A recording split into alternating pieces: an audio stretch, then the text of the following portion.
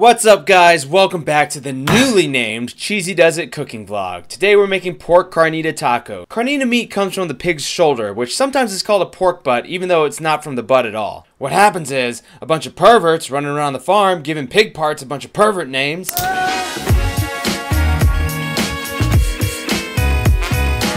First, we start by marinating this pork for 3 days. Yes, you heard it right, mamacita. 3 años. So grab a big pot, add in some onions, jalapenos, the zest of an orange, a lime, and then the zester itself. Then squeeze the pee juice out of that orange and lime and toss that in too. Next, add in some sugar, a bunch of salt, garlic powder, chili powder, black pepper, paprika and cumin, and my secret ingredient, cinnamon. So just don't tell anyone, okay?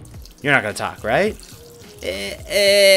Nah, you won't talk. Fill it up with water, then add your pork shoulder. It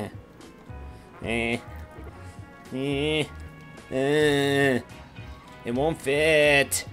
Okay, I guess I'll take the zester out this time, but next time I should use a bigger pot.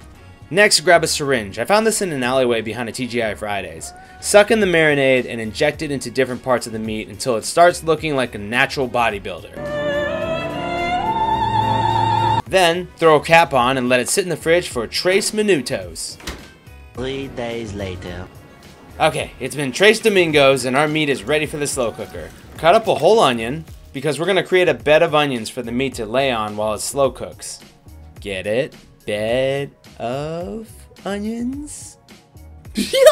In your slow cooker, you're going to add more orange and lime juice. Then toss in those fruits and make a happy little carnita. Turn your slow cooker to high and let it run for 8 hours. Now, if any of you are afraid to leave your slow cooker alone because you watched the show This Is Us, then you have every right to be afraid. 1 second before I turn this on.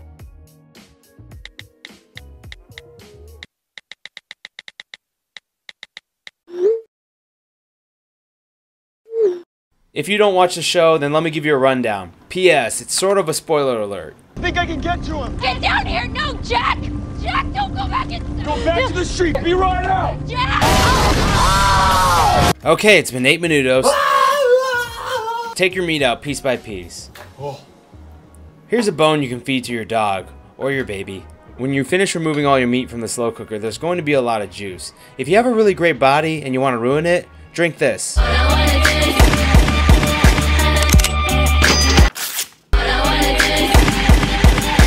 The last step is to crisp the meat. There are 2 methods. You can broil it in an oven on high for 5 minutes, or you can pan fry it in some oil until it's golden brown. Make sure you don't overcook it, or else it'll be too crunchy and you'll lose that meaty texture. And there you have it. Delicious carnita tacos. I added some fresh pico de gallo on some flour tortillas. Let's try this.